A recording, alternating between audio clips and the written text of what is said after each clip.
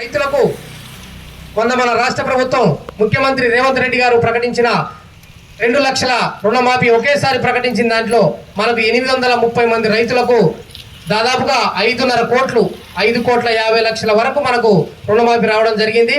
మిగతా అన్ని బ్యాంకుల కంటే మన రైతు సేవా సహకార సంఘంలో ఎక్కువ వచ్చింది. దానికి మంచిగా పనిచేసిన ఆఫీస్ సిబ్బందికి అదేవిధంగా మన DCCB బ్యాంక్ సిబ్బంది కూడా హృదయపూర్వక ధన్యవాదాలు తెలియజేస్తున్నాం. మిగిలిన 230 మందికి కూడా అతి త్వరలో రుణమాఫీ రాబోతుంది. ఆ వచ్చినాక వాళ్ళకు కూడా పిలిచి అందరికీ రుణమాఫీ చేస్తాం. తర్వాత ఈ మధ్య మేము పాలకవర్గం మేమందరం కలిసి చేసిన తీర్మానం ప్రకారం కొత్త లోన్లు వచ్చిన వాళ్ళందరికీ ఇవ్వడం జరుగుతుంది. దాదాపుగా అవి కూడా 20, 40, 60 లక్షల రూపాయలు ఇప్పటి వరకు పంచినాం.